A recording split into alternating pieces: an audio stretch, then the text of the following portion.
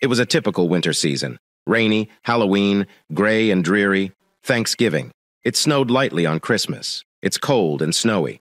New Year's Eve and New Year's Day. Finally, Valentine's Day was approaching, and Jane and I were planning a night out. According to Robert Burns' poem To a Mouse, even the best laid plans of mice and men frequently collapse on that day. We awoke to 2 inches of snow, and it appeared like more was on the way. By 12, 4 feet had fallen, and everything was closed. Linda got to the kids before I did, so when I arrived home, I found our Valentine's Day date had been canceled. Linda, even if we are unable to go out, why don't you show me the new dress you were planning to wear? Jim, you understand that you will only see it if you ask me out. Linda has enjoyed sewing since she was in middle school. She wants to make her own outfits, and after Emma was born, she adored making things for her. Anyway, she had a new clothing, which I wanted to look at, but there was no soap. So instead of business attire, we changed into comfortable sweatpants and went out for a night with the kids. They ended up canceling work for all but the most critical personnel, leaving us with a 3.5-day weekend. I tell you, I think I can remember every phrase from Frozen. We've watched it several times. Emma stood in front of us, holding Tommy, and said, "Mommy and Daddy, that was the best weekend ever." They both crawled onto our laps and began to embrace and kiss us. We wished it would never end. They had to return to work on Monday after clearing the streets on Sunday. The weather broke again and began to clear up, but I would have been relieved to have February gone. Monday evening, as we prepared to check in, Linda's telephone rang. She looked at the display and stated she had to respond. She rose and strolled across the room, her expression widening into a smile. After hanging up the phone, she stepped over and stated, "That was D." And she added that because this month has been so miserable and there is an extra day in February this year, we should mark the end of it by going out and wishing him well. The 29th is a Friday. We could stay at the Madison, dine at their restaurant, and then go down the street to a club that one of Dave's co-workers says is highly popular. There is a band performing on Fridays, and there is no cover price if we remain at the Madison. Wouldn't that be a terrific way to end the month? Mrs. Porter has been assigned to care for Phil and Jane's 2 children, and she has expressed an interest in caring for ours as well. We can pick them up on Sunday on the way to Mom and Dad's, so we'll have 2 evenings to play, one in Madison, one at home. I wanted to hold back and make her sweat in order to see if I could have more fun. But staring at her pouty lips and begging eyes, I gave in. "You know, I'll do virtually anything for you, sweetheart. Of course we can go. With fewer than 2 weeks remaining to plan, we have to do everything quickly." We reserved the room. Dee took care of the restaurant and club bookings. Linda's delight made me shudder. I would never turn down the opportunity to spend time with my lovely wife on Friday, February 29th. We both got off early and went home to get ready. We loaded the children's bags and sleeping bags into the car, as well as our clothing bags and the bag we had prepared for Saturday's drive home. We stopped by Mrs. Porter's and put the kids off before driving to Madison. We met everyone at 6 p.m. in the lobby. Dee had made dinner reservations for 630. My dark blue suit complemented her clothing nicely. We checked the time and went to the lobby when the elevator doors opened. She pushed me out, saying she had forgotten something in her room and would be coming down. I moved to where the other people were waiting, and we waited for her. When the elevator doors opened, she walked out like she owned the area. All eyes in the foyer were on her, but she only looked at me. I had no idea she was this vain.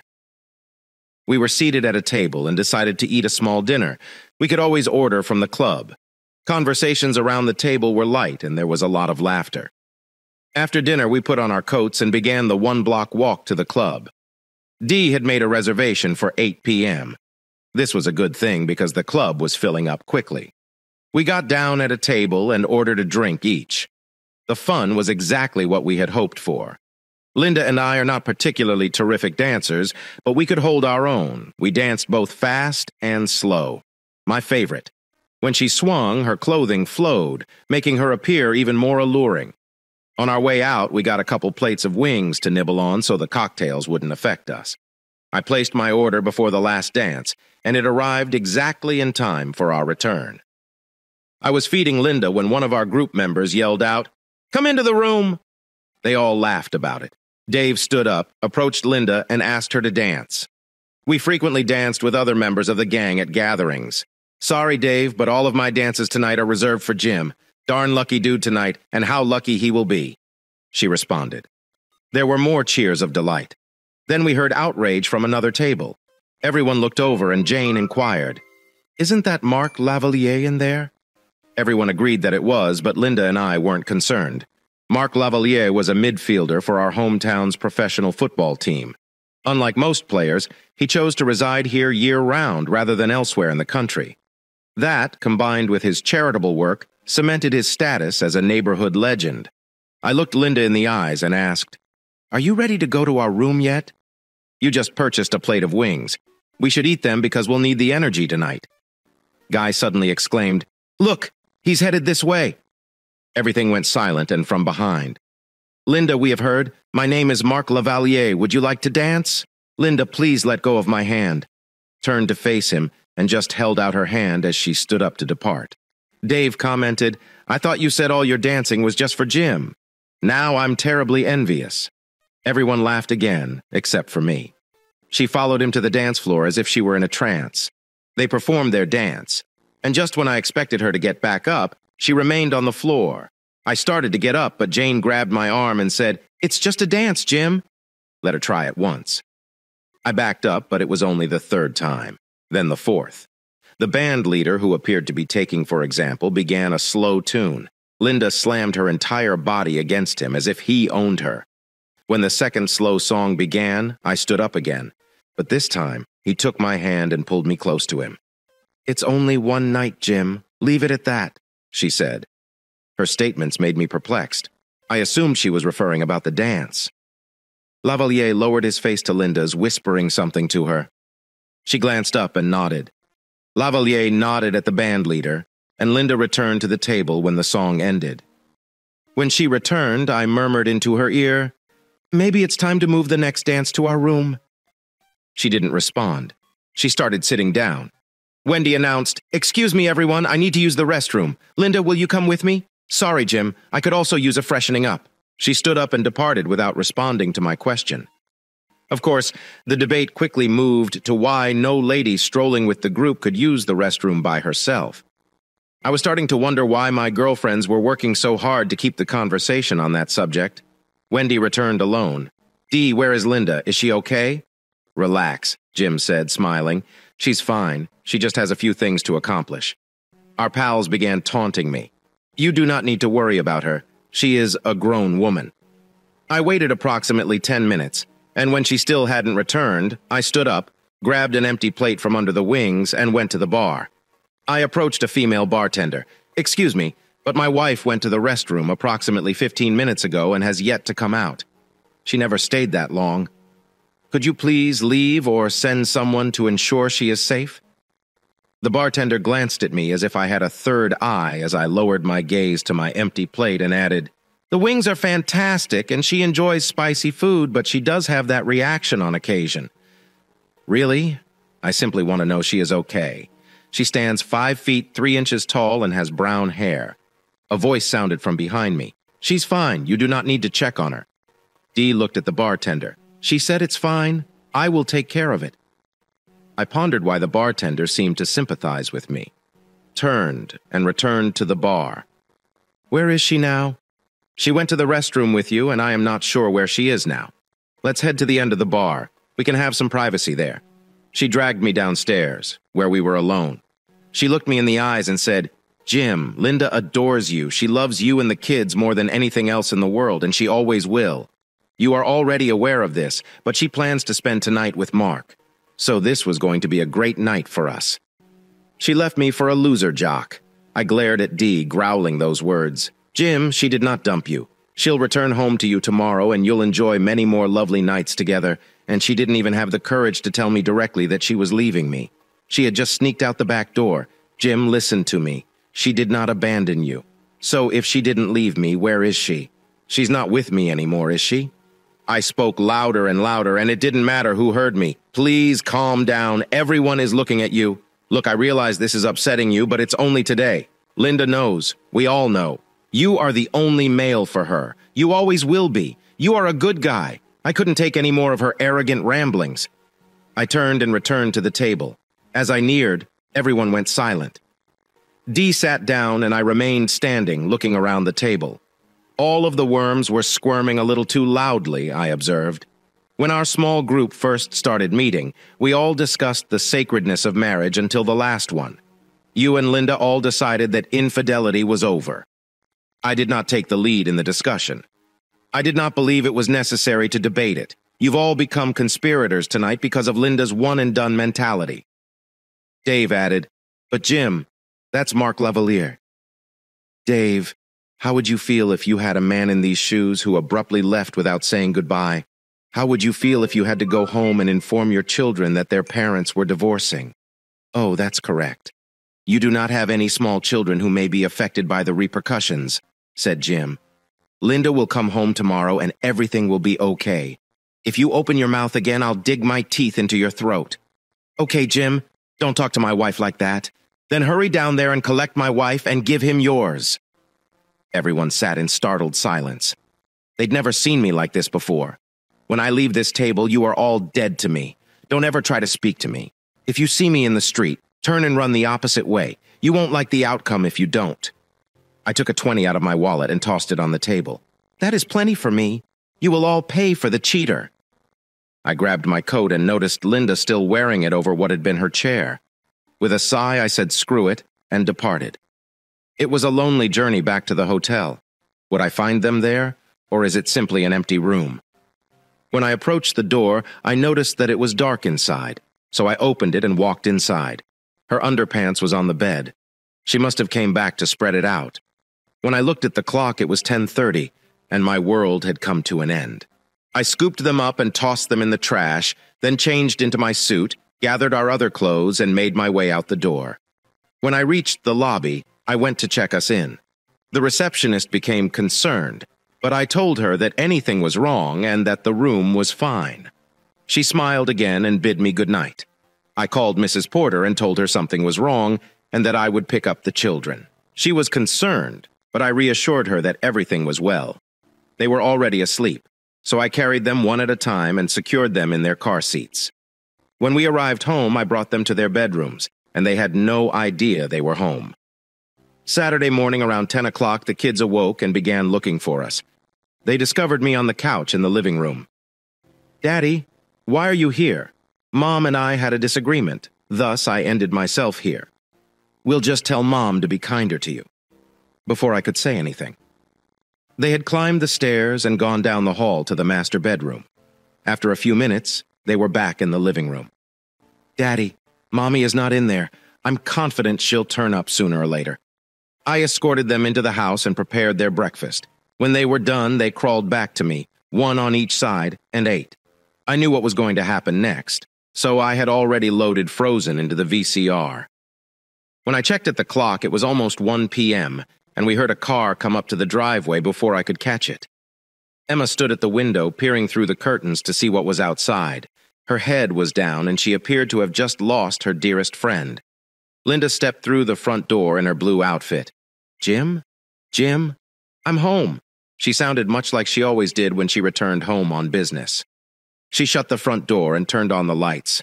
Emma stood in front of her, hands on her hips. Linda thought she saw a ghost. "Where have you been, Mom? And why are you kissing that man?" Linda stood shocked. She looked up and saw me and Tommy, but no words came from her mouth. "Well, Mommy, please answer me." She finally found her voice and shouted, "Emma, take your brother and go to your rooms. I will talk to you later." Both children were astonished and afraid, and they dashed up the stairs to their rooms. She looked at me and asked why they were here. "Linda, they live here. When did you bring them home?" "Last night. I did not want to be alone. Why didn't you stay at the Madison?" A good question. Perhaps because for a split second, my world came to a halt. I decided that if I was going to die, I'd rather be here with my children than in a hotel alone. And why did you decide to die? Because of the man I loved and planned to spend the rest of my life with. I threw it all away for cheap thrills. Did you chuckle at the loser you'd left behind? Dad, what are you talking about? I did not leave you, and I'm here now. Where did you stay the night? What about last night? At Mark's home. And where were you supposed to be? I was supposed to be with you, Jim, but I had a once-in-a-lifetime opportunity, and I couldn't pass it up. So phone him and ask him to come get you, because your once-in-a-lifetime opportunity cost you something you thought you had forever. I'm going to see a lawyer on Monday. I'm asking for custody of the kids. I don't think I can leave them with you. Jim, get a grip. We're not getting a divorce, and you're not taking my kids. I tossed your garbage on the bed, packed up my belongings, and relocated them to the computer lab. I need to leave and go to the supermarket. I need to get a few items. I stood up and walked past her, heading towards the garage. She tried to call out to me, but I didn't listen. I drove to the Walmart superstore across town and bought a twin bed frame, a cool girl mattress, a twin bed in a bag, 2 pillows, 6 plastic containers, and a locking door handle $400 lighter. I returned to the garage and began assembling my new living space gym. Where are the clothes I took to Madison? I dumped them in the garbage bin in my room. I don't need any more reminders of your deception.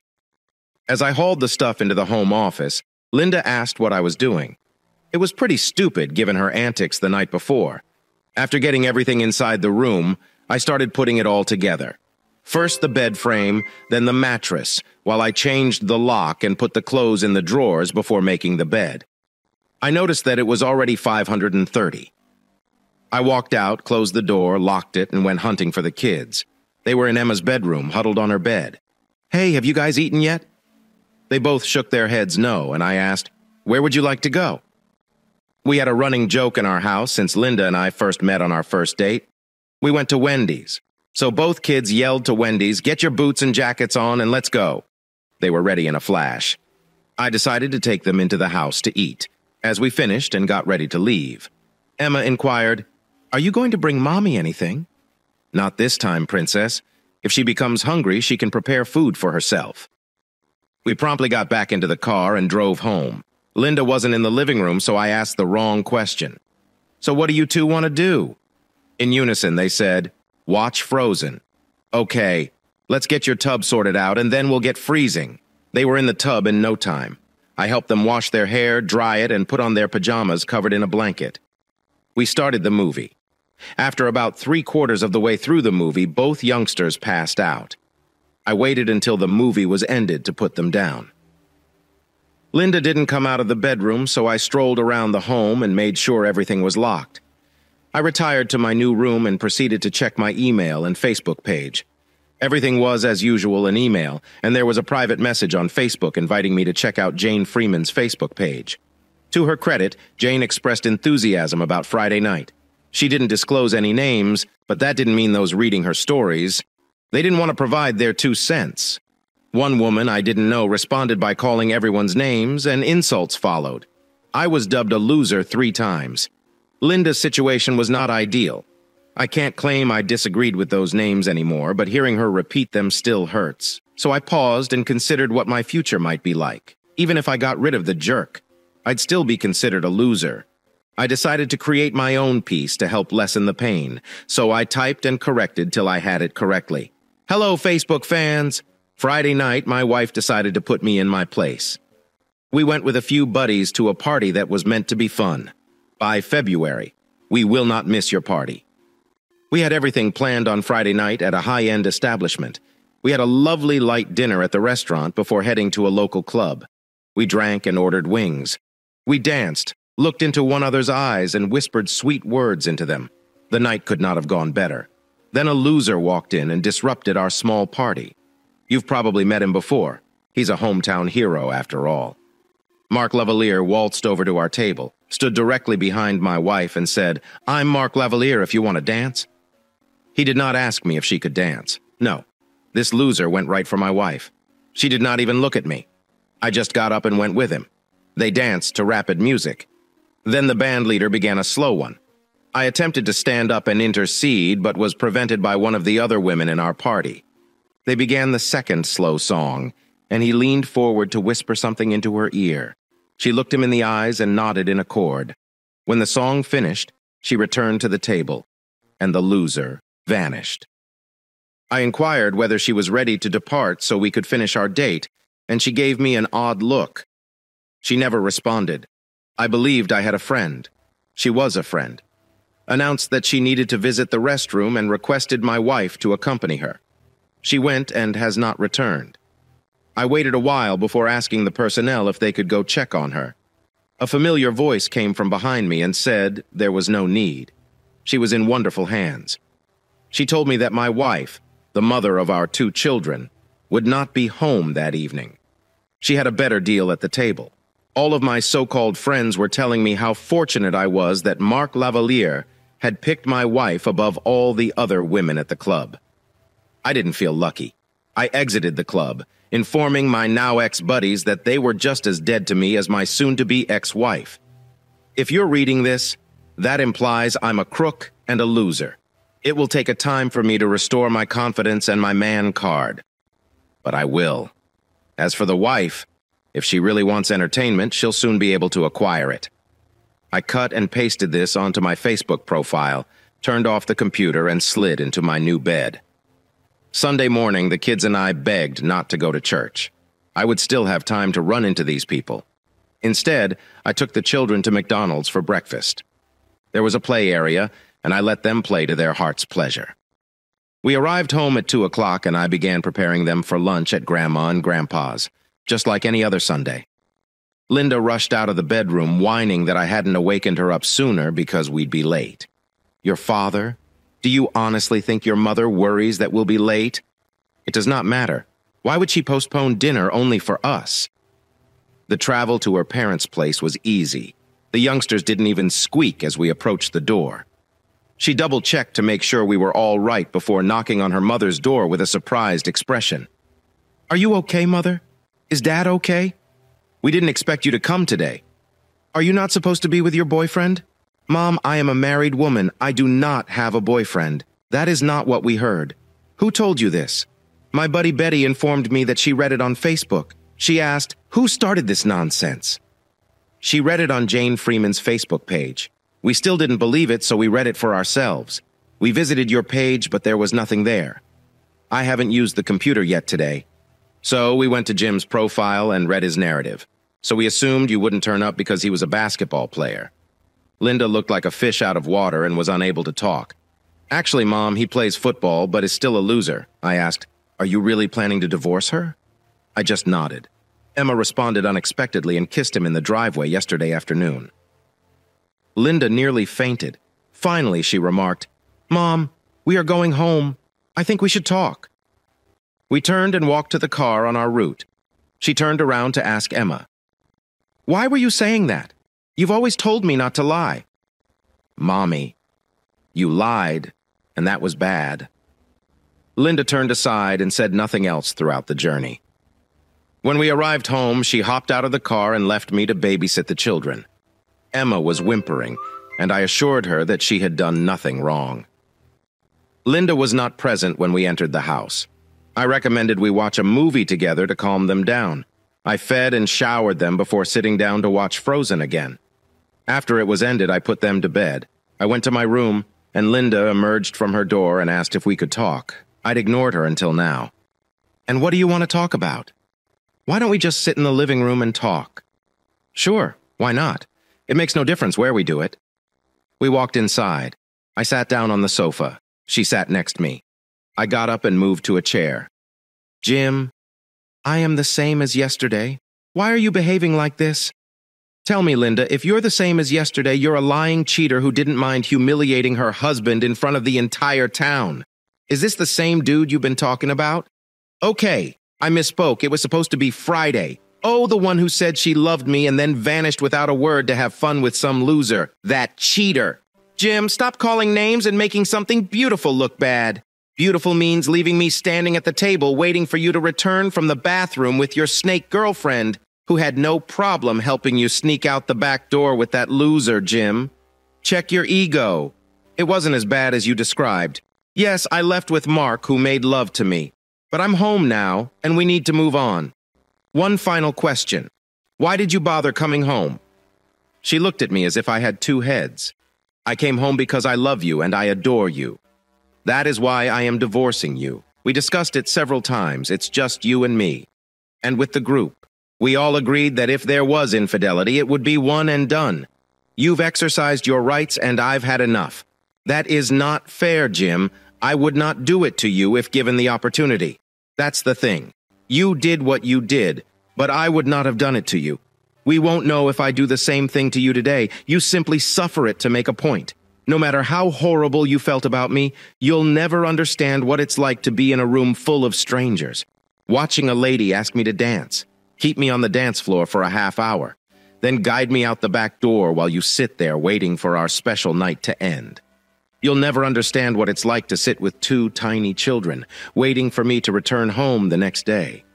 You'll never know it, no matter how hard you tried to keep the children out of the window. When I went home, one of the neighbors spotted me making out with a stranger in our driveway, which was visible to everyone. I suppose you'll say you looked around before doing it, but it would imply you were aware you were doing something improper if Emma spotted you. Who says no one else saw you? Based on the sound of the motor and how it took off, I'm sure one of our neighbors noticed. Linda, you might get a pat on the back. All I'll receive is a giggle behind my back. That is why, Linda, I am going to seek a divorce. I'll request custody of the children because there is no margin for error in the state. I'll consent to free visitation, but you won't be able to keep them overnight. If I find one of your future lovers in the house, why didn't you offer me the opportunity to wrestle for you on Friday? I did not want you to cause a scene. Get the crap beat out of you. I still left with him, and who are you to claim I'll get beaten up? Come on, Jim. Look at both you and him. He's about twice your size. Sit here. I want you to see something. I got up, went to my room, returned with 2 pieces of paper, and handed them to her. What is this intended to be? Read the top of the first page. Okay, so this is Mark. That is okay. Look at the second page. Okay, here's your gym stats. A big deal. How much can you squeeze? Let us see. It specifies 250 pounds. What is my weight? 245 pounds. So you believe that simply because this guy can bench press 5 pounds more than me, he will defeat me in a fair fight? Yeah, he may be a couple inches taller than me, but it doesn't mean anything. Linda, you cannot have your cake and eat it. You chose to make a fool of me. Your friend chose to make me a laughingstock around the world by talking about it on Facebook. Now you can have and do whatever you want, whenever you want. Just not here, Jim. I want to spend the rest of my life with you and the children. You should have considered that on Friday night. Look, I saw your face when I invited you to accompany me. You'd already decided to go with him. Linda, have you considered about the kids? She exhaled suddenly, and that told me everything. You haven't even considered the kids. God forbid, if something happened to them, how would anyone contact you? What would you do if none of us were present when you finally returned home yesterday? The issue is, Linda, like all cheats, you were thinking with your small head, not your large head. Well, you've fulfilled your fantasy. Now prepare to experience your nightmare.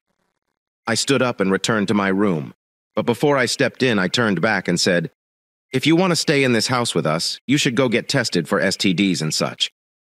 HIV might take up to 6 months to manifest fully. Do not be stupid, Jim. Mark is a professional footballer. I'm sure they're tested all the time. In case you didn't know, his season finished on December 29th. That was more than 3 months ago. And you still think he gets tested on a regular basis? Furthermore, they exclusively test them for PEDs, which are performance-enhancing substances. I went into my room, closed, and shut the door. I opened my Facebook page and received 50 new friend requests, mostly women. At this point, I had nothing to lose, so I added everyone as friends. I reviewed the reactions to my piece, and they varied. I needed a plan of action moving forward, so I spent the next 2 hours jotting down the advantages and disadvantages of my new life. Linda and I had a busy life, but now my priority was to be Emma and Tommy. Would I be willing to give up fun for them? Only time will tell. I was producing enough money that we could survive without Linda's income. It would be challenging, but we would succeed. If I didn't have children, I'm not sure what I'd do. I woke up early. The bed wasn't as horrible as I expected. Purchasing a thicker mattress made a significant difference. We typically lifted the kids jointly, but if we divorced and I was left alone, I'd have to adjust to doing everything on my own. I lifted and packed both children, Emma to school and Tommy to kindergarten. They both remained at school after school ended until one of us picked them up. They had a lot of things to do. After eating breakfast, I got them into the car and drove away without seeing Linda. When I arrived to work, the taunts and jokes began. On my desk, there was a football and a package of condoms. I realized I needed to stop this in its tracks, so I took the condoms and glued them to a piece of paper beneath them.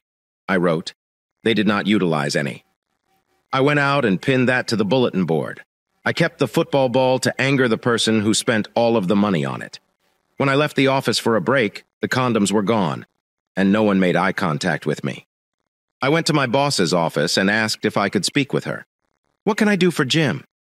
"Ruth, I was wondering if I may have the following 2 weeks off. I'll be finished this week, but I have a lot to do." "Is this that bad?"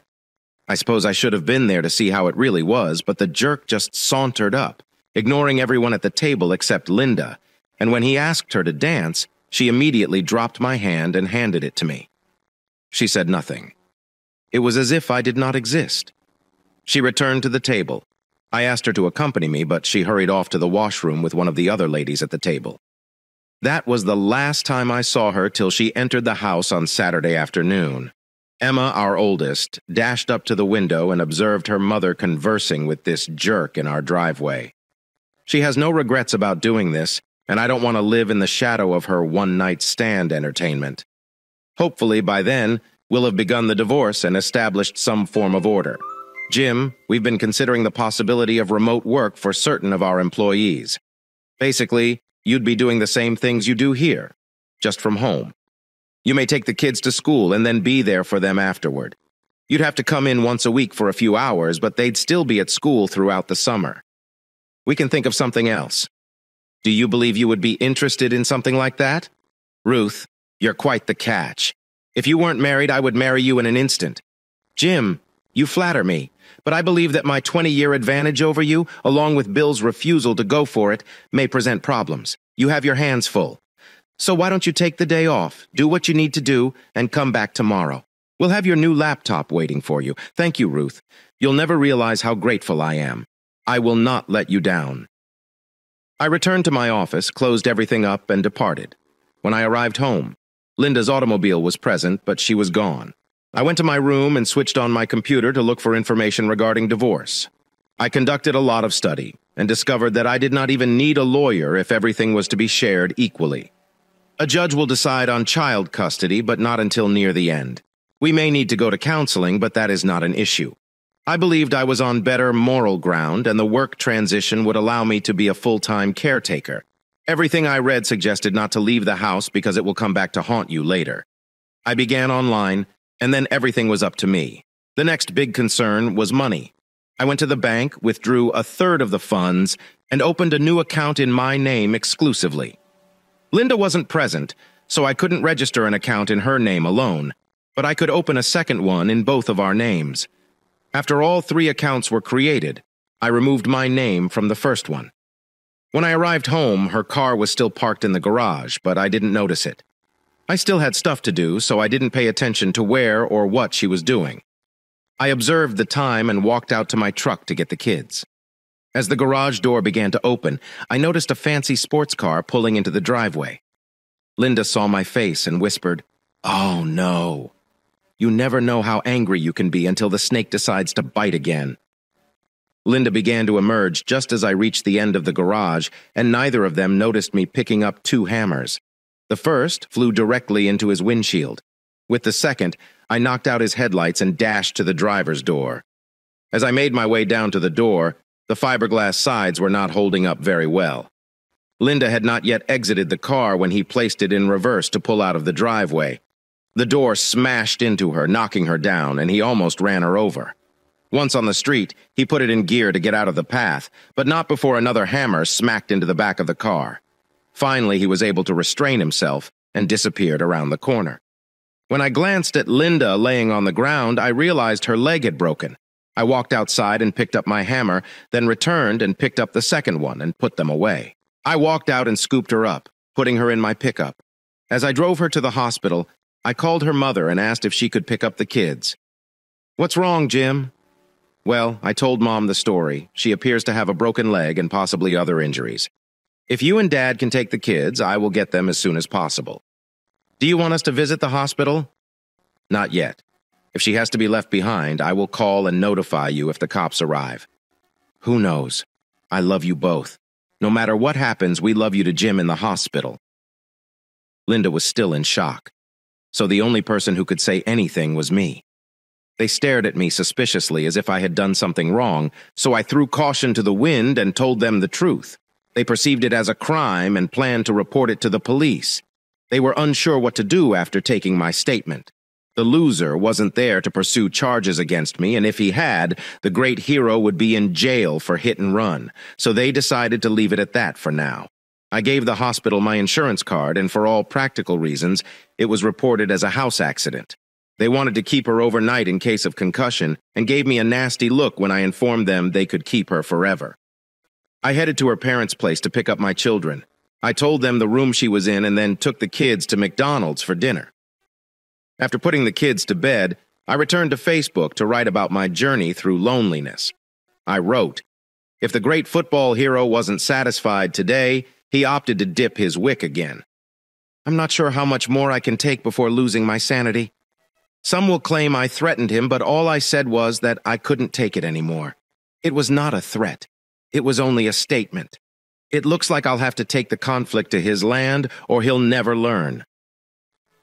On Tuesday, I brought the kids up, and when they asked when Mom would be home, I answered I didn't know, but it would probably be soon. When I called to check how she was doing, she said she wouldn't be able to come out until Wednesday about noon, when I returned home with the kids. Her parents were waiting for us. I invited them inside, and the children went to their rooms to change. "Jim, she does not look well." "What are you planning to do, Mom?" My supervisor modified my job status. "Starting in 3 weeks, I'll be working remotely for the following 2. I am on vacation. I looked into our state's divorce rules, and I believe I can gain custody of the children if I provide her liberal visitation privileges. I've moved everything into the home office, and she can remain as long as she wants. However, we will both have our own set of rules.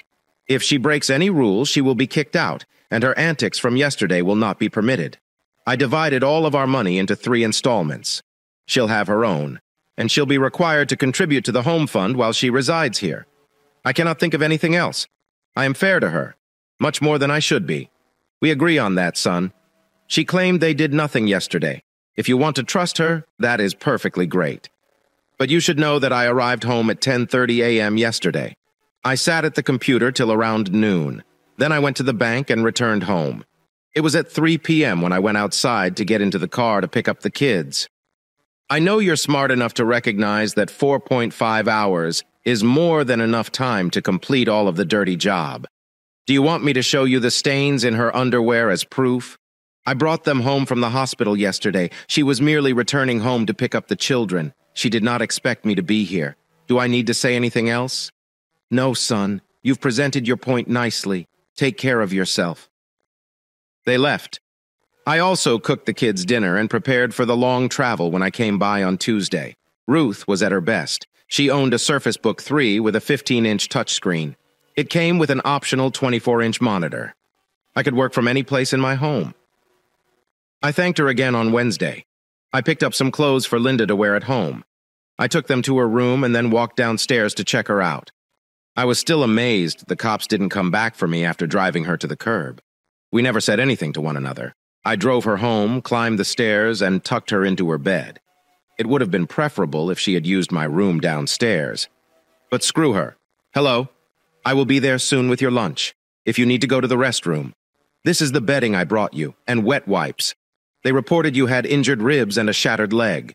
I charged your cell phone. It's on the nightstand. I need to return to work. Jim, we need to discuss. No, Linda, we do not. Any conversation has to occur before Friday night. Jim, there is nothing you can say right now to change my mind. Nothing happened on Monday. Just like nothing occurred on Friday night. Look, Jim, that was simply a mistake. He called and said he wanted to discuss Friday. Things got out of control and it will not happen again. You haven't grasped that I no longer care. You stated that Friday was the final day, and now it is Monday. What will happen next time? So why did you react that way? You simply don't comprehend. First, you treated me disrespectfully on Friday night. Then you disrespected your family by allowing that chicken crap to take you home and kiss you in front of your daughter and everyone else. On Monday, you went out with him again, even though you might have just told him no over the phone. If he had said to leap, you would have. The funny thing is, instead of defending you, he fled like a frightened loser. He did it. How long do you suppose you would have been laying in the road if I hadn't rushed you to the hospital? Linda, I no longer have the strength for you. I'll get you back to your new normal. However, if you intend to stay here, you must continue to pay your portion. If you prefer not to pay, then we may transport you to your parents or anywhere else you choose. I went downstairs and made her soup, sandwich, and tea. I delivered them to her, sat her down, and opened the blinds to let some light in. Linda, I have to inform you that while you were there, I had an STD test performed on you. The results will be mailed to us in a little over a week till we receive them.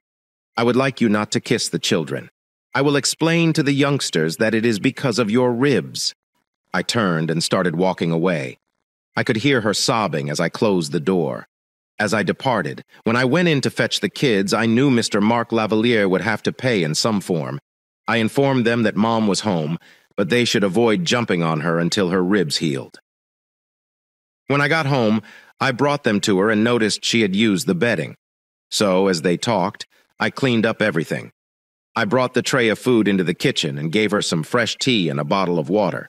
I told the kids to come fetch me when they were ready for a snack and then returned to my own room. I opened my Facebook page. I received a private message from a buddy I had recently added. He did the same with me. "Can I assist you if you are planning something?" I responded. "I will keep you in mind." As I sat there, I relived everything that had transpired. The primary thing that struck me was how easy the band leader had set this loser up to succeed. His small seduction was transforming his hunting field. If so, how frequently did he utilize it? I emailed another query to my new Facebook acquaintance. "If you don't mind, could I inquire what he did to you?" I didn't define what I wanted to know in case it was simply someone seeking for a way to feel like they belonged.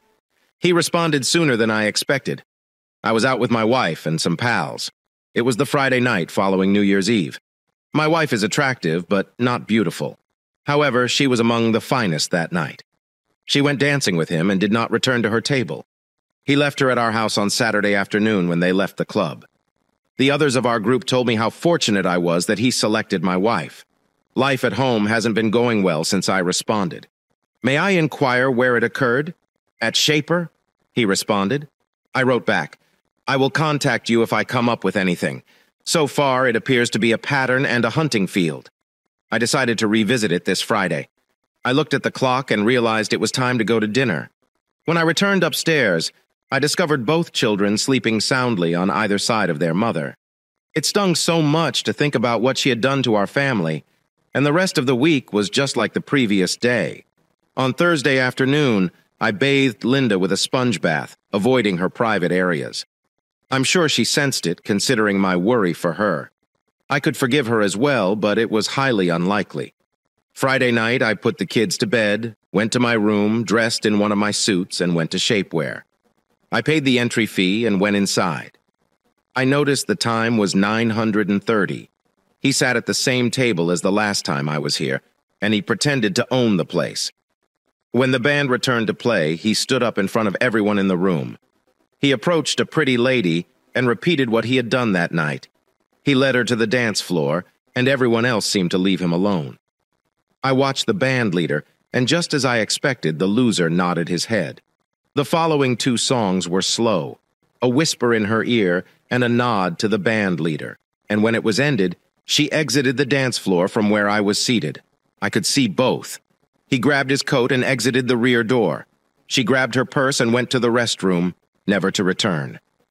I stood up, threw a 20 on the counter, and left. The weekend went well for both me and the kids. We watched a lot. You guessed it. Frozen. I checked on Linda every 4 hours and never said more than was necessary. I occasionally heard her phone ring, but it didn't disturb me anymore. That was until Sunday afternoon when Dean knocked at the door. "What do you want, you jerk, Jim?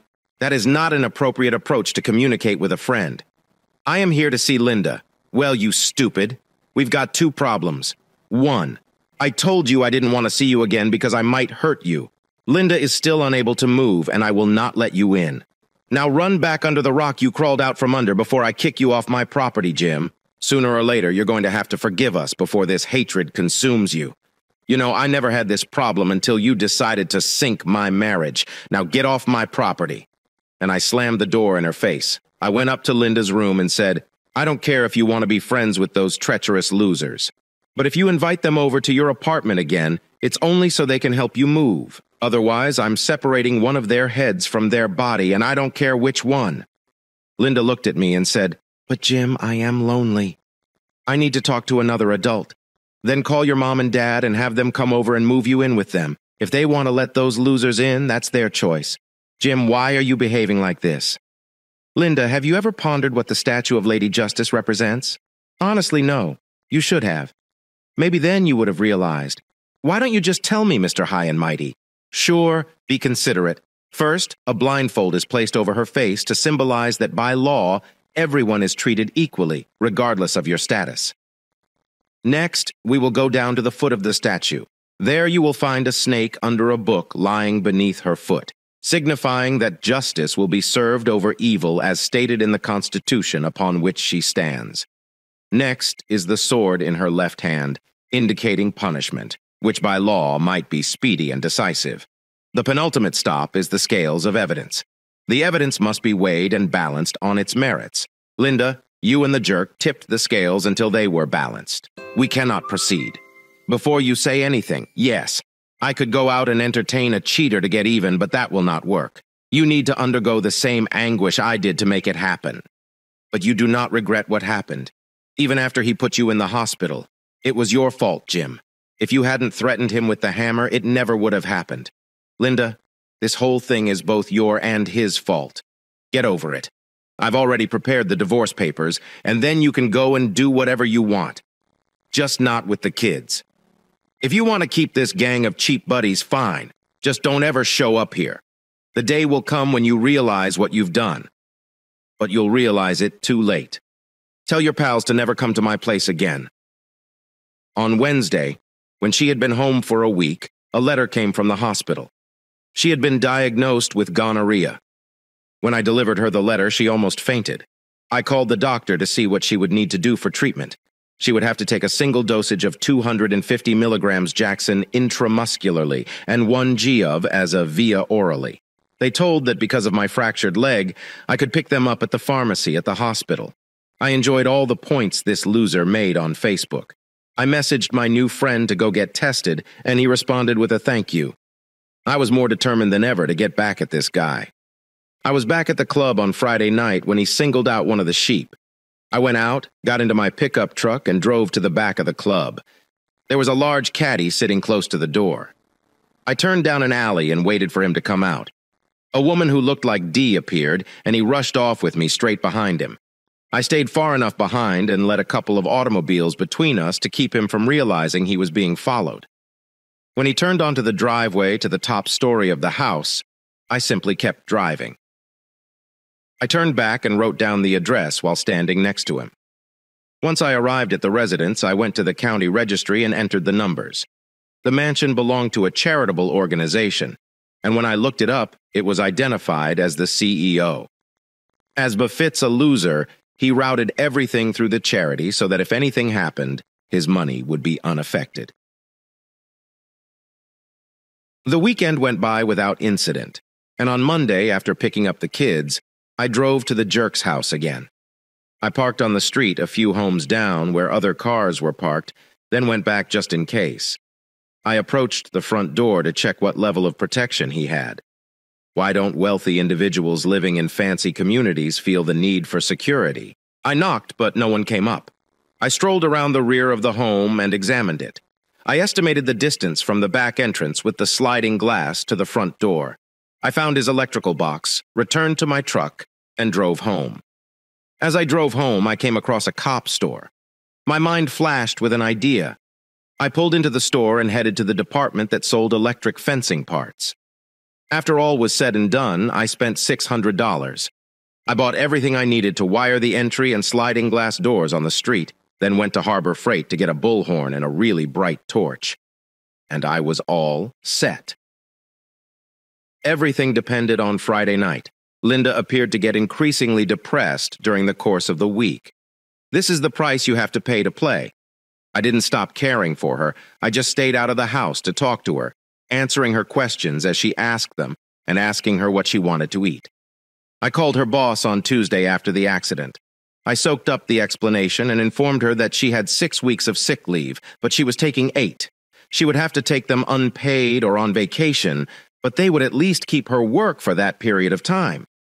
Finally, Friday arrived, and I left the house at 9. All of my belongings were already in the back seat of my truck. I didn't need to go inside this time. I simply waited in the back seat, sitting there. When I looked back over the last few Fridays, Lavalier seemed to go on strike about the same time, with the band returning at 10. The dance would last approximately half an hour, and they would leave like clockwork. He departed around 10:30, and she followed shortly after. It was difficult to see her in the dark from that distance, but she appeared familiar. He drove 20 minutes to his house, parked in the driveway, and entered in through the front door. It's all too easy. I sat in the car. The light turned on in the front bedroom. Now I understood where he accomplished his deed. I changed into a black shirt and slacks, then slipped a balaclava over my head. The curtains were open, allowing anyone who came in to look in, which I did with my Nikon camera equipped with a nightlight and high-speed film. I took a bunch of photographs of him in the lady. The lights were turned off around 12:30, and I waited about an hour before launching my attack. I covered the back of my truck with a sheet to keep the taillights from being visible. When I pulled into his driveway, the grass was as soft and wet as I had hoped, making it easier to dig some rebar. I rolled the 16-gauge wire up to the front door, cut it, and wrapped it around the handle. Back at the truck, I connected it to the data. Mars has 2 twin generators. I ran a second cable to the tailgate and connected it, using the ground wires. I attached them to the armature and the battery. I went back and flipped on the main breaker, plunging the home into complete darkness. At precisely 2 p.m., I returned to the truck, grabbed a horn and a 100,000 lumen spotlight, and stood 1550 from the window. I turned on the spotlight, aimed it at the window, and said into the bullhorn, "Come out, you son of a jerk. Get my wife out of here right now. I'm gonna beat the heck out of you so everyone can know that's all you're capable of." Yeah, that was BS. It wasn't my wife inside, it was the police chief's wife. They both awoke, bewildered, and to avoid the light, they crawled towards the exit. I could hear them beating the walls since they couldn't switch on the lights due to a power outage. One of them, I believe. Bad term, Lavalier grabbed the front door doorknob and screamed. After being electrocuted, I heard another scream, possibly from the back door, followed by a tremendous tearing sound. I dashed to the truck and tossed the horn and flashlight into the bed. I detached the battery, removed the wire and armature, and put them in there as well. I took the stun gun and went to the tailgate to activate the switch. When I arrived, Lavalier was laying on the grass, gripping his leg. I approached Lavalier and said, "You really are a miserable loser, aren't you?" After packing all of my belongings into the vehicle, I returned to the house, but not before calling 911 from an abandoned phone, reporting a disturbance at the residence of local hero Mark Lavalier. The disaster at Mark Lovell's home dominated Saturday morning's news. Medics discovered him and his girlfriend in the backyard. The investigation indicated that, for whatever reason, Mr. Lavalier hurled his girlfriend through a glass door to escape. He injured his leg in the process. Both were hospitalized at the time. Linda watched the news with alarm. She had assumed that she would have a future with this jerk, but now she understood she didn't. Throughout the day, there were reports that a leg injury would end his career. Finally, Mark Lavalier will be jailed for attempted murder. I logged onto Facebook, and my new friend wrote me a message that simply stated, "Thank you, Linda." Like the fool she had become, she attempted suicide because she was certain it was all over. Her biggest difficulty was that she had forgotten that we were also home. I called 911 and they came in time to save her. She spent the following 5 weeks in a psychiatric hospital. She lost her job, and after she was released, she went back in with her parents. There were no attachment or alienation actions in our state. So, a local lawyer decided to bring a class action lawsuit against Mark Lavalier and his charity for failing to properly treat someone's wife. Yes, I understand. There was no such litigation before recently. More than 200 husbands have joined it. No, I did not join. I did not need anyone to question me. When the dispute proceeded to court, the judge awarded each party $100,000 plus attorney's expenses. Mark Lavala's charitable foundation went insolvent. All of his personal belongings had to be auctioned, leaving him with approximately $10,000 for all of his efforts. Because he could no longer play ball in more than one sense, he packed his belongings and drove the Greyhound back to his hometown, where he stayed in his parents' basement.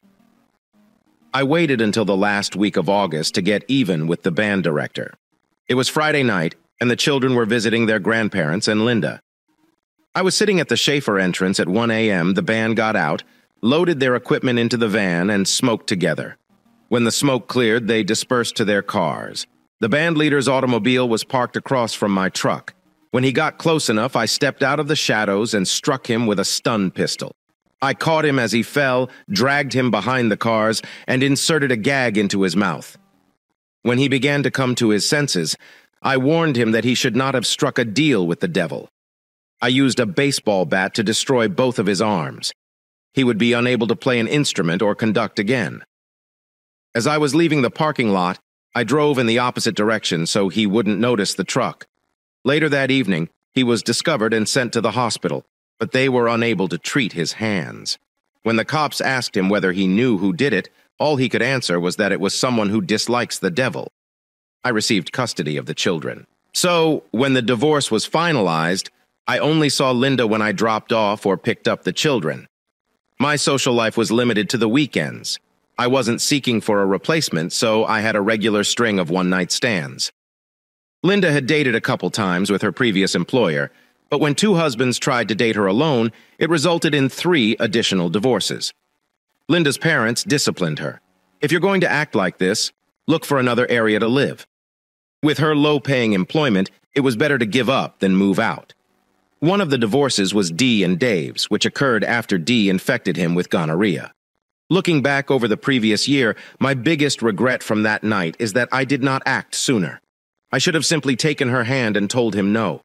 I should have pushed Dee and Jane's hands away and allowed her leave the dance floor. I should have looked for her that night, set fire to his house and destroyed it. But I was satisfied with finally wrecking that loser's life. I think about Linda all the time. But until she comes to her senses and sees what she did wrong, we'll be 2 ships headed in opposite ways. Here is the next story. Absolute, unmitigated hell.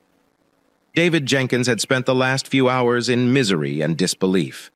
According to an anonymous email, his beloved wife of 6 years, Lauren, was observed entering a room in a low-cost motel with the sick guy last Wednesday afternoon. She was presently having lunch with someone. To say David was shaking would be a huge understatement. He and Lauren were profoundly in love, making love 3 to 5 times per week, and their lovemaking sessions were typically intense and sincere. At just under 30, he thought their activities were both exciting and enjoyable for them. However, he couldn't ignore the email or its consequences, and he felt as tense and agitated as he had never been in his life. He returned home that day, a changed man, at around 6 p.m. as usual. He saw Lauren's car already in the driveway, and he was still dressed for work. She stood at the sink rinsing vegetables as he entered the kitchen, greeted her tentatively, and set down his briefcase. "Hello, darling. How are you doing today?" Lauren tested her hands with a towel before turning to kiss him. David was captivated by her easygoing demeanor after spending the day with another man. Great. However, there was some bad news regarding the project we're working on. It appears that I will have to travel to Greensboro on Friday, and I will not return home until around 8 p.m., depending on how the meetings go. Then I'll head straight home. David was very familiar with Lauren's work schedule. New Wednesdays and Fridays in the late afternoon were the most flexible times. So his first thought about how to address the accusations in the email was to make things easier for Lauren. The project crisis meeting and business travel will take place next Friday. Instead, he planned to take the day off on Friday, do some preliminary work, and keep an eye on the motel for Lauren and her lover. At the very least, you won't have to stay overnight and can spend the entire weekend together. Lauren recommended. "Could you please phone me when you leave Greensboro, as you cannot anticipate when you will return home? I will do my best to prepare dinner." David considered for a moment. Yesterday, he would not have noticed or considered Lauren's efforts to make a joint supper possible despite his unanticipated work travel. He wondered if she was seeking for a 2-hour window to erase any signs of her partner. "Sure. I'll phone you when I know when I'll be leaving Greensboro, and I'll call from the road when I know what time I'll arrive home. Is this okay?" Friday's objective now is to make it easier for Lauren to deceive again, assuming she was in the motel and the email was correct. David wanted Lauren to feel safe, knowing he wouldn't be able to capture her. "David, I'm going to prepare dinner and then take a fast shower. Could you watch this pan for me till I get back?" Lauren inquired, grabbing her purse and headed upstairs. "Of course, dearest." "Don't worry," David said, thinking to himself. Strange. I assumed she normally left her handbag downstairs. Even the shower made him wonder, which is not unusual. She didn't normally shower right away after arriving home. So, while sifting through the mail and sipping vegetables, he uneasily wondered if the unexpected downpour was related to the news in an earlier email. David appeared pensive during dinner. "Is anything else wrong, honey?" "Aside from the project you mentioned, you were unusually quiet and distant," Lauren finally asked, and received concise responses. She asked, "No, I apologize. I guess I'm just weary and thinking about what I need to accomplish tomorrow to prepare for my trip to Greensboro," David stated. David recognized that you have to act normally to avoid giving Lauren the impression that something was wrong. David found it almost humorous what was now considered normal. My wife might beat me to the punch, or someone with a lousy sense of humor might play a joke on me. Alternatively, I may become an unwitting email victim. The delivery was not successful. What if a completely other woman in the center mistook her for my wife yesterday? I felt confident in my pleasure, and today I am a wreckage of doubts. Then was cleared, and after watching some television, David and Lauren talked about their weekend plans before going to bed. David had previously stated that he would sleep early because he needed to get to work early to prepare for the vacation. The notion of what he would do with Lauren if she took any steps toward love with another guy tonight made David's gut tighten. He reflected on Wednesdays and whether there were any current patterns in his interaction with terror. He realized that based on his memories, it was around 5,050, tying it to her post-work shower. He felt in the dark, attempting to track down the cunning, two-faced donkey. Lauren climbed into bed first, and when David joined her, she swiftly curled up behind him, clutching him firmly and attempting to scratch his chest with her nails. "Can I divert you from your task for 30 minutes? Lauren made a humorous suggestion to my love. "How much more can I take before losing control?" He patiently stuck to the plan and said, "As much as I want to, Dieter. I won't be of much use to you today or tomorrow. I'm just too preoccupied with the project that looms above me." When he saw this, he couldn't believe how much his life had changed in the 1960s to be able to read and comprehend the simple email he had gotten only 10 hours before. "It's all right, sweetheart. I understand. I just thought that if you were up for it, I would give you some much-needed stress release." Lauren grabbed David closely, kissed him on the back of the head, wished him good night, and then turned over to the other side. David felt relieved, but also questioned what she meant by "if you're up for it." David got up and departed for work before Lauren awoke, so he avoided any further questions or penetrating looks. He understood how inadequately he was managing the problem, whether genuine or imagined. Last night reminded him of Poe's The Telltale Heart, and he realized he needed to avoid another night of intimate contact with Lauren. "Hello, honey. I'm going to work late today to prepare for tomorrow's trip in meetings, so don't worry about dinner, and I'll probably see you before bedtime." David left her a voicemail about noon. However, Thursday was spent with everyone getting ready for business meetings. David was a planner and organizer by nature and career, so even though he had no proof of her infidelity, he wanted to organize everything. He called everyone he could until he found a lawyer who could meet with him the next day. He then searched the internet for recording devices before deciding to buy one. He looked for local stores that sold similar devices and found one to visit before returning home. David was proficient enough at his job that no one asked him what was going on, but his heart and mind were plainly elsewhere. He was a little late for work, so he went to the surveillance equipment store and purchased a basic voice-activated pen, which he planned to place in Lauren's purse, which she typically carried with her to her office and car. He also took work home to pretend to be preparing for the trip the next day, and Lauren fell asleep. "Hello, honey. I'm so delighted you're finally home," Lauren remarked, approaching the door as David arrived at 9 p.m. "How is the project going, and how about the trip? I don't believe it's so horrible now that we know about these additional concerns. We've allocated more resources to it, so hopefully everything will be sorted by Friday, for better or worse. This is playing with fire," David was thinking. "I wonder if she's feeling the same way right now." Thursday evening, to David's relief, was a replay of the previous night, but with hugs. Lauren appeared unconcerned and, as far as David could tell, treated him the same way she always had. Figuratively speaking, he was such a terrible wreck that Lauren probably had no trouble appearing normal in comparison to David. But on Friday, I got up at daybreak again. David examined the pen, put it in Lauren's purse, and then left the house. He spent some time in a coffee before heading to meet with the lawyer at 10 a.m. David saw this meeting merely as an opportunity to gain information. In the end, he grew to like the lawyer. They talked about David's email and his unverified fears, as well as the fact that today was a rendezvous with a potential lover whom David intended to explore himself. He stated that he had only this email. So going all in on a private detective or thousands of dollars in surveillance equipment didn't make much sense, according to the lawyer, and David learnt about the common realities of divorce if it came down to it. Without children, a no-fault divorce was reasonably simple, especially since David and Lauren had similar incomes and pension plan balances. The house was primarily in debt, so liquidation would be more of an emotional shock than a financial burden. However, David left the law office very perplexed. How can I feel this horror while believing that everything will be fine? We were supposed to be together forever, till death did us part. David spent his lunch break in a cafe, browsing the internet and learning more about the divorce process. Websites abound with information on how to detect a cheating spouse, as well as how to escape detection in an affair, conceal income, and locate it.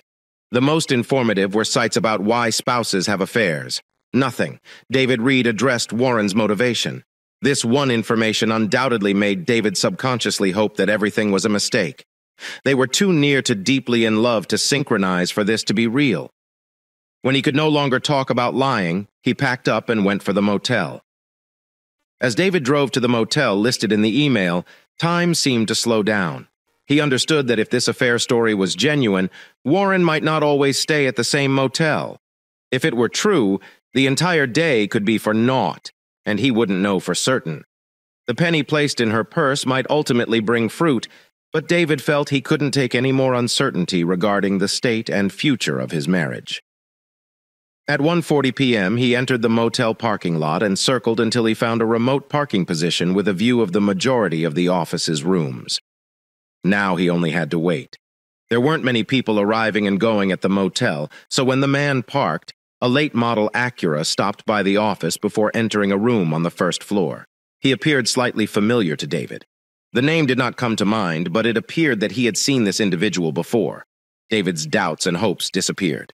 Warren's Honda Accord parked next to the Acura around 5 minutes later, and she hopped out with a human hand, approached the second room door, and knocked quickly after a few seconds. The man opened the door, and Lauren entered with his usual ease and assurance. "It's all true," David thought, banging his fists into the driving wheel. How could Lauren have done this to me? And why? There was no meaning or rationale to it. David had never felt more blind in his life. The planner and organizer had just had the rug torn from under him. David's thoughts flew left, right, up and down like a roller coaster, and he immediately recognized that he now shared the deteriorating fate of a marriage in complete and catastrophic disarray. Knowing that this was at least the second time Lauren had betrayed him and that she had skipped work, what made David believe that there was nothing else to gain by hiding around the motel? He wasn't going to approach them, as hammering on the door could be uncomfortable, and he wanted time and space to calm himself and plan his next steps. Then he remembered the pennies in her purse and grimaced angrily. He had a terrible realization about real-time sound. Just fantastic. He had the foresight to photograph the two automobiles parked side by side in front of the love nest, as well as a close-up of the man's car, including the license plate, before gently moving toward the exit and returning to the road. The destination was not on his thoughts, but for a while, he merely drove aimlessly until he nearly ran a red light and narrowly avoided an accident. This shook him, so he stopped at a brewery and drank a drink, attempting to collect his thoughts. At first, he assumed he had simply moved from idle suspicion to complete awareness, but he recognized how little he knew at the time, and he had no idea who this person was. How long had this been going on, and most importantly, why? As far as he knew, he and Lauren had been exclusive for over 7 years, engaged and then married. He had enough proof to face Lauren, but not enough to determine whether what she said was accurate. As terrible as listening to a recording of today's daytime encounter, he realized he needed to wait before getting the pin from her purse and saying anything to Lauren. He also realized he couldn't be with the captivated Lauren if she was looking for intimacy. Later, following his assumed business travel for the week, he'd been pushing her away, citing the vacation as a convenient reason. Further rejection of love with Lauren was likely to make her realize that something was wrong. So what do we do? I need the pen, and I need to know right away if it has anything on it. Then I could leave the house and go somewhere for a few days to find out where I was second. David pondered in his head.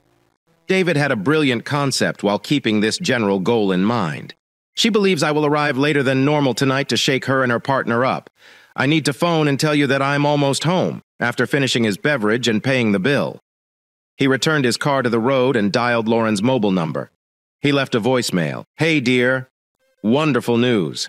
The preparation work paid off, and everyone did an outstanding job putting things back on track.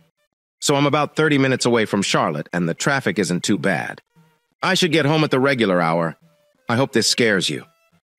David spoke out to himself. He drove home and hastily packed a couple of suitcases and placed them in the trunk of his car. Then he sat down and composed a note to warn, depending on how the night proceeded. He wanted the ability to simply flee without a significant confrontation. He had no idea what was on the recording, so he didn't want a full-fledged confrontation just yet. Part of his reasons was a desire to shock her, in the same way that she had stunned David when he called Lauren. She and her boyfriend Rob were in the midst of their second relationship of the day. Today was their last day together, and because to David's extra runway they circled for the second time.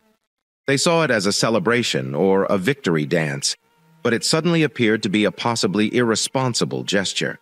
Listening to the voicemail message, she whispered, I need to move, Rob. It was David. He stated he's already on his way home and will arrive around 6 p.m. as usual. Rob responded by joking, Well, at least you got the early warning phone call. Lauren hugged him, said goodbye, and dashed to the bathroom to take a shower. Routine and habits took over. Rob dressed and left the room while Lauren took a shower. On his way home, he stopped by the gym for a usual workout. Lauren was more concerned about David's early return home and his positive attitude on the project's progress. She expected him to arrive home late and exhausted from meetings and travel, but he was likely to want to be intimate tonight. After missing the majority of the week, still anxious, she reached the corner, approached her house, and noticed David's car parked in the driveway. She said aloud, He made good time with the Friday traffic. She parked her Accord next to his new Civic. She was afraid he'd pounce on her as soon as she walked in, so she suggested a nice celebratory supper ahead of time. David was on pins and needles after hearing Lauren's car enter the driveway. This would be the first time he saw her since discovering she was a cheater. Bags were packed into the automobile that the mill had arranged. He only needed the recording pen. He sat in the living room, ready to greet Lauren the moment she came. Hello, honey, Lauren exclaimed as she entered and saw David rise from his chair. It appears that everything went fine. Why don't we go out to dinner and celebrate? She inquired as they hugged and kissed each other. That sounds excellent, especially considering I arrived home early. Why don't you go upstairs and change while I order a table somewhere? David proposed.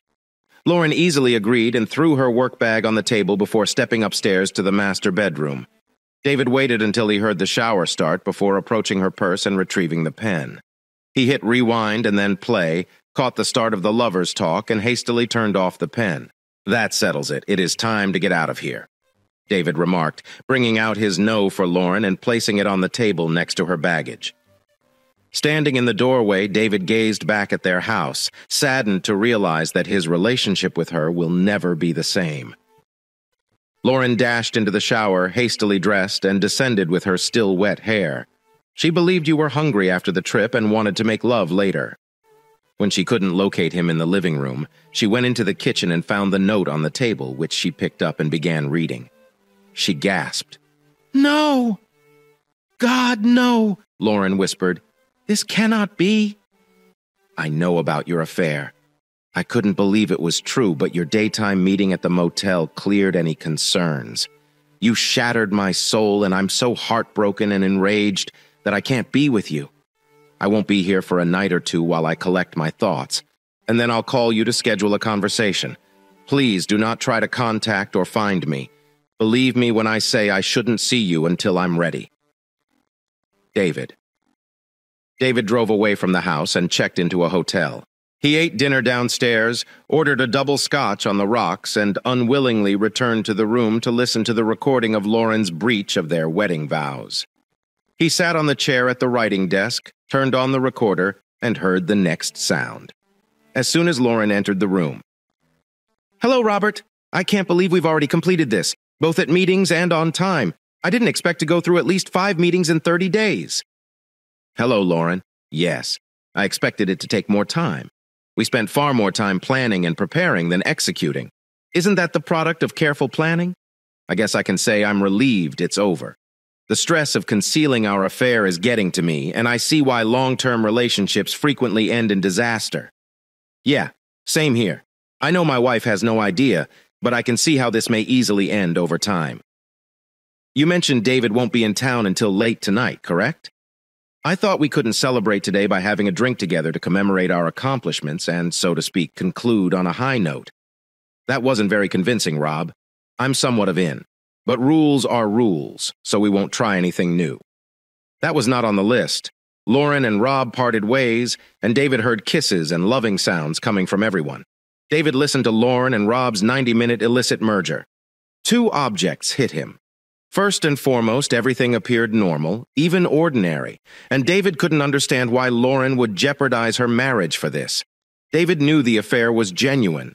They'd met 5 times, and he still had no idea why. Friday night was mostly sleepless for both David and Lauren, but David finally gave in, understanding there was nothing else to extract from the recording, deciding to make the most of the weekend and work for freedom. He texted Lauren, "I'll come to your place at 11 a.m. If you're all right with it, we can discuss." Lauren grabbed her phone as she heard the incoming message. "Ping, yes, please come home. I'm sorry for causing you pain." David ignored Lauren's response.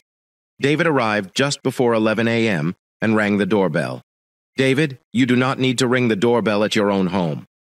I felt weird walking in. David responded, "Shall we sit at the kitchen table and talk about the next steps?" Lauren was dissatisfied with David's businesslike demeanor and the way this conversation was progressing. Time stopped for a while as they sat at the table, facing each other, until David cleared his throat and delivered the question that shook Lauren to her core. "You dispute the facts that I've learnt about your relationship with Rob." Lauren's eyes welled up with tears as she thought about David's inquiry and how attentive and professional he was. Interview. This chat was designed to convince David that nothing she did changed her affections for him, and that her romance with Rob was just to prove their colleagues wrong. David only knew about the foolish love and nothing about Lauren's profession, which sparked Rob and Lauren's plot to prove their colleagues wrong.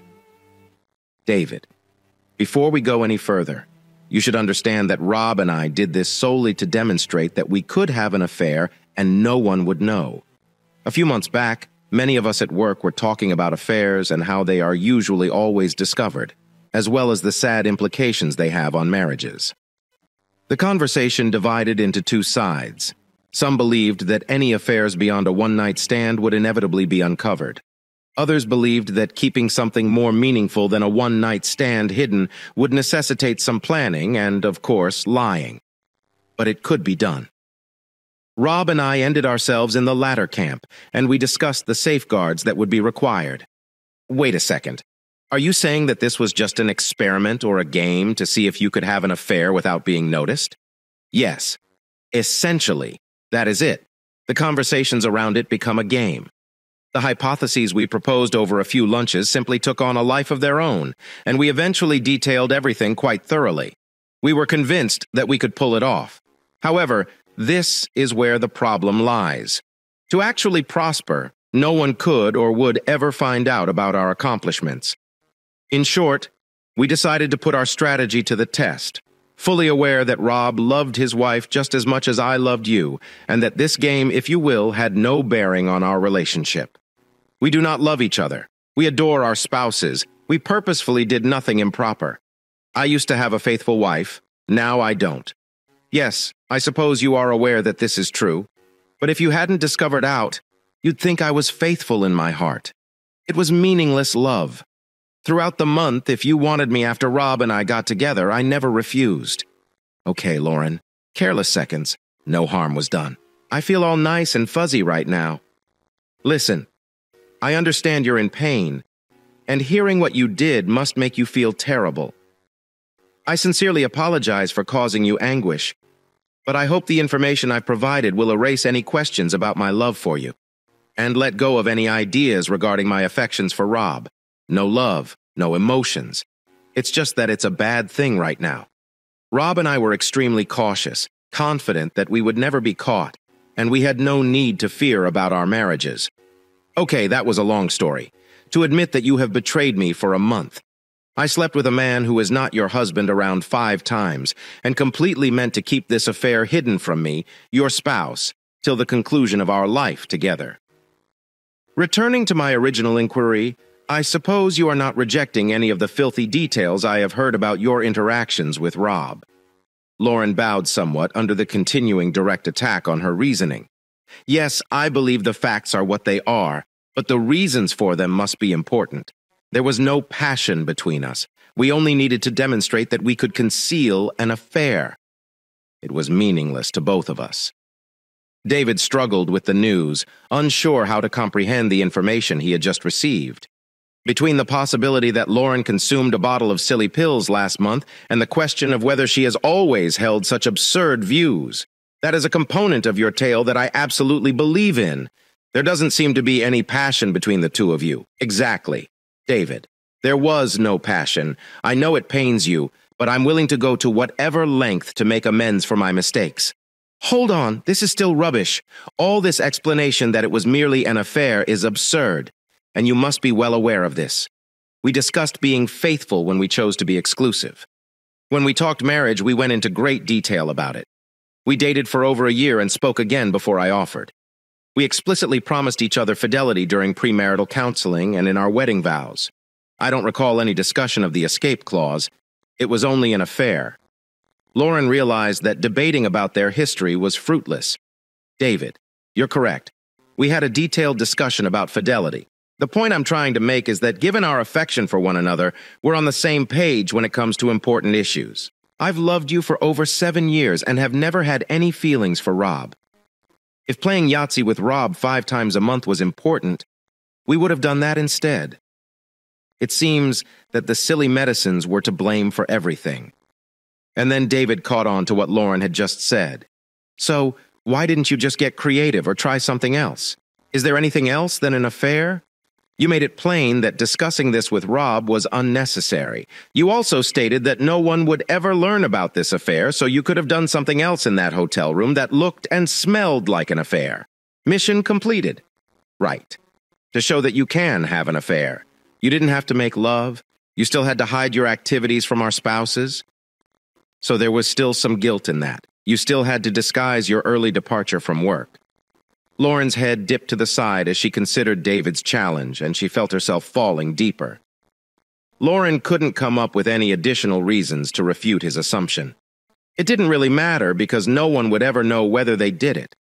To win their little unstated bet, they only needed to carry out the affair while keeping all of the essential secrets. At Hotel Rendezvous. So, why did you make love? I do not know, David. I never considered that aspect of secrecy. We planned a covert affair to see if we could pull it off, and then we decided to put our plan to the test. It was simply anticipated that we would continue all the way to the conclusion. Lauren, from day to day. You used the word solely to diminish what you did. saying just a second or a little when what you did caused significant damage. It's the worst thing either of us could have done for our marriage. The fact that you don't see it for yourself could be worse than sleeping with another man 5 times a month. To you, it's as if you only slept with him 5 times. So it's not a huge problem. Well, that is quite important to me. At the moment, we haven't moved anyplace, so I'm going to leave for now. David left and returned to the hotel on Monday. He canceled work and began thinking about Lauren's points. He couldn't believe she thought so little of her fidelity, dismissing it to win a fictitious bet against co-workers who knew nothing. Enough of this, David thought to himself. I could sit here and torture myself, attempting to find a reason for her conduct. But there isn't one. It was more than just an affair. It was a betrayal of her devotion to him. Her wonderful promise to keep those pledges to him forever, until death does us part. What struck David the most was that, as bad as his final decision was, he felt remarkably comfortable with it. He felt better than ever after receiving that email and not losing hope. Lauren eagerly consented to another meeting the following day. "What is this?" Lauren inquired, swiftly examining the stack of documents. David said slowly, "It's just divorce." I was the one for him. To be honest, I felt as if his love life had consumed a big portion of my chats with my wife, so I indicated that I didn't want to talk about it anymore. My wife was unhappy with me for saying that because he was her best friend and she wanted to discuss it. I mentioned that it made me uneasy that she was so involved in his romantic affairs. She believed I was crazy to think that way. We battled about their connection, and I slept on the couch that night. The next day, she assured me that I had nothing to worry about in their relationship. He was her oldest buddy, nothing more. I accepted what she stated and went on. She never provided me a reason to believe otherwise, and I had allowed my own fears get the best of me. She didn't know the fiancé well, so she stepped in to help with some of the wedding preparations. She had worked in the sector before quitting her job, so she was well versed in its nuances. At least once a week, she would come home from helping the fiancé and complain about how much she disliked her. She was continuously telling me that she didn't think their relationship would endure, and she wanted to talk to a friend about it since she didn't think they were a good fit. In hindsight, she was extremely jealous. I believe she recognized her friend would be less interested in her, thus, she disliked the fiancé. As the wedding date approached, she spent more time with her buddy and fiancé, helping them prepare for the event. I saw her less and less, and I was becoming frustrated. Not to sound like a chauvinist, but I worked 8 to 10 hours every day and often had to carry work home with me to finish. While she was organizing the wedding, I was getting home from work, making supper, and cleaning up the mess while she was away. For the previous 15 years, she'd been doing all of that. I was becoming quite exhausted since I felt like I was working a lot and then coming home to take care of the house. My wife and fiancé were sitting in her living room one night, looking through magazines and brainstorming ideas. Her friend was present, seemingly unconcerned about what was going on, and I could see him peering over at my wife on few occasions. I was used to his looking at her. This was one of the key reasons I felt he had affections for her in the first place. However, the fact that he was still glancing at her wistfully when he was engaged bothered me. A few days later, my wife informed me that she was going over to their house to help with some preparations. About an hour after she told me she had left her fiancé, they knocked on my door and informed me that she had left a pair of sunglasses in her living room. I told her that I hoped she had just notified us, so my wife could have brought it over to her place that afternoon. She then told me that my wife was not at her place, and we had no idea where she was. I asked her where her fiancé was, and she said he was in the office working. It was a Saturday, and in the years I'd known him, he had never gone above and above by showing up for work on a Saturday right away. I suspect my wife lied to me about wedding planning so that she could spend more time with him. I informed the fiancé about it, and she was furious because she believed the concept of my wife and her fiancé being together was ridiculous. I was able to persuade her to join me as we searched for them.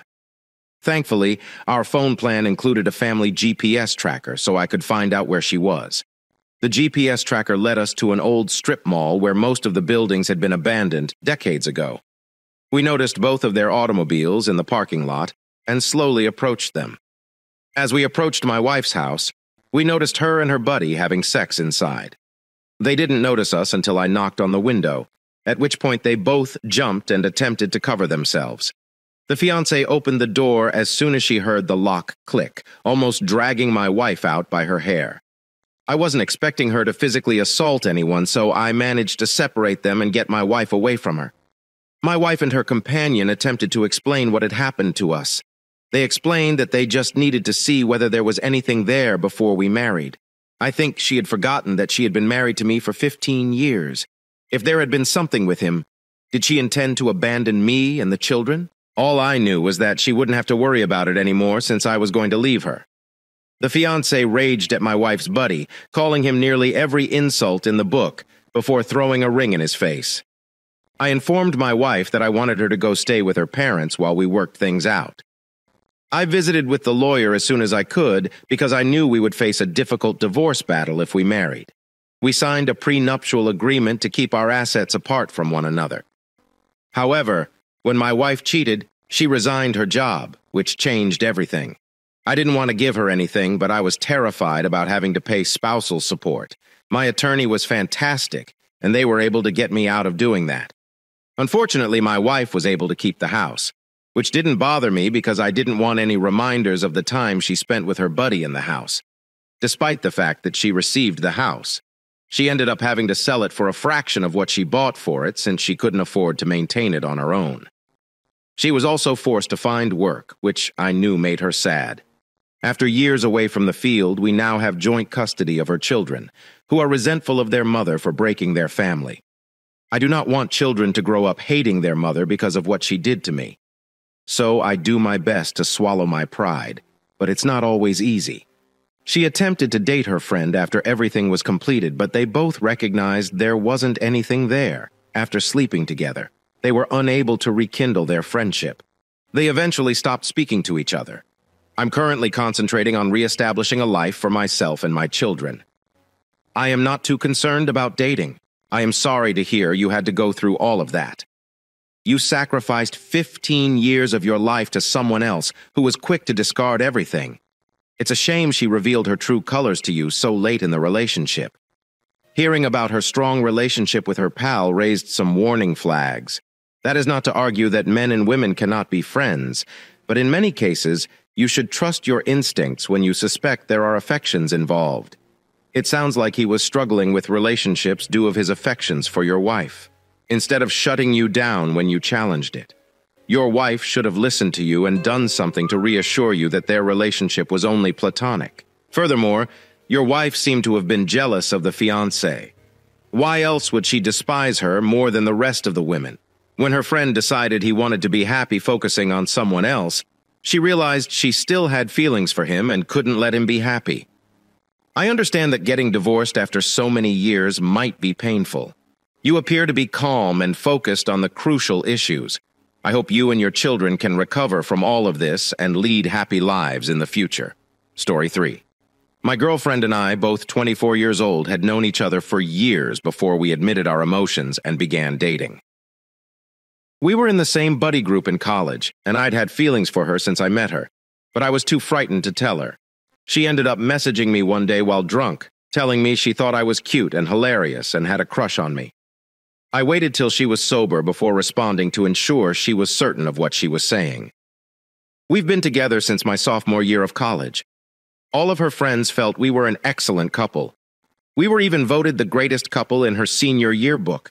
It felt validating to have others see our connection as something they wanted to work on in their own lives. After college, we both moved in together and found jobs to begin our lives. I thought our relationship was thriving for a long time.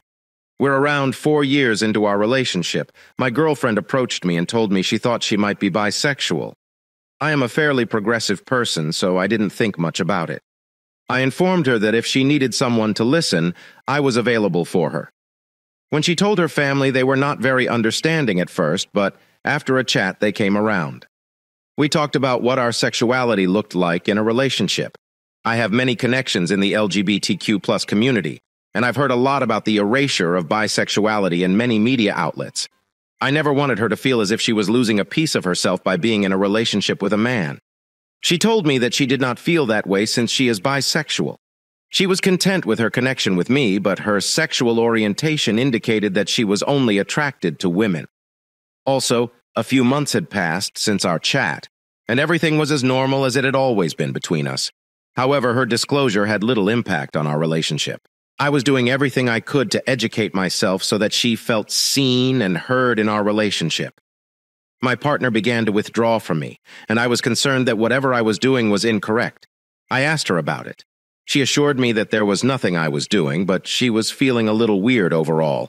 She requested a little space, which I provided. She spent the weekend with her parents, and I stayed at home waiting for her to return. She wanted her space, so I didn't text or phone her. I waited for her to answer before doing anything. When she returned, she was back to her former self. I was relieved to find that even that small amount of space was sufficient to assist her overcome her difficulties. I approached her about it the day she returned, and she said she was simply not feeling herself and needed some time to recover. I didn't question it further, but after a few weeks, she started distancing from me again. I had no idea what was going on, but if it was something to do with her mental health, I suspected she could require some assistance or someone to talk to. I asked her about it again. She appeared astonished by what I was saying, as if she had no idea she was acting a certain way. She simply told me not to worry about it. She remained like this for approximately a month. That is why my mother came into town and I took her out to lunch while my girlfriend stayed behind at the apartment. She asked what was going on with my girlfriend, and I told her everything. My mother was immediately disturbed about it, but not for the same reasons I was. When I was younger, my father cheated on my mother, and she never fully healed. When I told my mother what happened, she immediately equated it with how my father acted while having an affair. As soon as she stated that, I dismissed the idea. There was no chance my girlfriend would cheat on me. We had a great relationship, and I was always there for her when she needed me. There was no possibility that she was cheating. My mother also said she wasn't sure. It was something I should keep an eye out for, just in case. She even provided me advice on how to try to catch her if she was. I returned home, slightly annoyed by the conversation I had with my mother, but I couldn't get it out of my mind. The more I thought about what she said, the more I realized there could be some truth to it, even if she wasn't cheating. She could have been hiding something from me. I had no idea how to ask my girlfriend about it. If she was going through something, asking her if she was cheating on me could exacerbate the situation. Later that night, we both lay down to go to bed, and I couldn't sleep because I heard my girlfriend snoring beside me. I snuck around her side of the bed and took her phone to check through it. I felt guilty as I pulled it from the charger. We'd never done anything like that before, but it felt almost compulsive. The possibility that my spouse was cheating on me had fully consumed my thoughts, and I couldn't think of anything else. I stepped out of the room and searched for a phone, looking for any indication that she was having an affair. I noticed those indicators in abundance. One of the first things I noticed was that she had downloaded the Hinge app into one of her folders. Of course, I went there and looked through the app, discovering that she had been matched with several women. I read over several of the messages, and one stuck out in particular. She matched with a woman with whom she had previously discussed their similar situations. They realized they were attracted to women while in relationships with men, and they felt compelled to pursue that urge. They both claimed to being in committed, monogamous relationships while also making plans to hook up. The first time that they hooked up together was when my girlfriend went to spend time at her parents' house. When she told me she needed time apart, I was disappointed to discover that she had lied to me about what she was going through and where she was going so she could sleep with another person. According to the messages, they both enjoyed their time together and planned to continue their relationship. I discovered countless messages in which they flirted and exchanged sexual messages with one another. I screenshotted all of the information I discovered and forwarded it to myself before deleting it. I knew right away that I was going to be ending things with my girlfriend. It didn't matter to me whether she was discovering her new identity. We were in a committed relationship, and she cheated on me with someone else. The next day, she told me that she was going to go to her parents' house again. She said that she agreed with me and thought that she wasn't acting like herself, so she thought it would be good to have some time alone again. I just nodded my head and said that it sounded like a good idea. When she left, I followed her. She went to a motel, and shortly after the other girl joined her. There, I was able to get a couple of pictures of them kissing in the doorway, but everything else happened behind closed doors. I assumed that if she was taking the entire weekend to go back home with her parents, she would be spending the weekend with that girl. So I reached out to her boyfriend. I told him about what happened and what I observed, and shortly after he called me. He didn't want to believe what I had to say.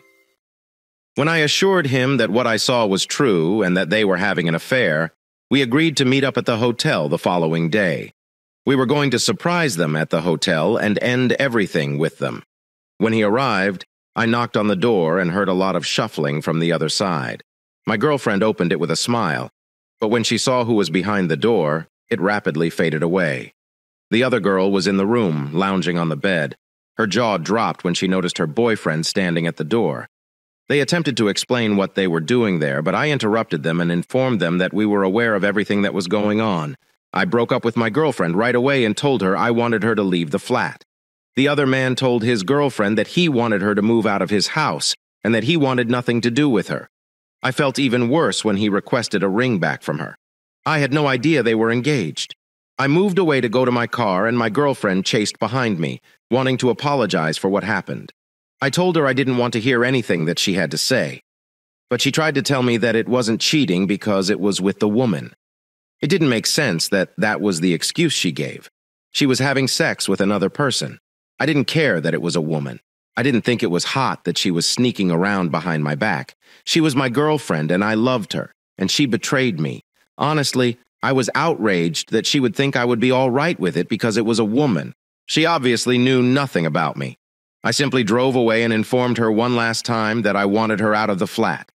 She ended up having to return home with her parents, who were stunned she had cheated on me in the first place. Even more so since it was with a lady. I felt horrible that she would have to live with people who weren't necessarily accepting of who she was, but I also didn't want to think too much about her. I simply don't understand why she wouldn't talk to me about how she felt throughout her relationship. I had gone out of my way to make her feel understood and heard, but she continued to take advantage of our connection and broke my confidence. I'm very sorry you had to go through anything like this. It sounds like you did everything you could to make your girlfriend feel safe and comfortable, and she threw it all away. You did your best to console her when you thought she was going through something, and she took advantage of this by lying about her intended destination in order to have an affair. I understand that a lot of people fetishize women in relationships with other women, but she still cheated on you. Cheating is cheating, no matter who it is with. You took someone's trust and even violated it. This is an intriguing example since I can understand how she may have felt she was missing out by not pursuing her identity further, but that is something that might have been explored with you. Even in this case, it may have been preferable for her to end her relationship with you and spend some time exploring before settling down. But it appears she wanted the best of both worlds. Thank you for listening to today's stories. If you enjoyed listening, please like and subscribe if you haven't already. Also, write a comment below with your thoughts on what transpired. Take care.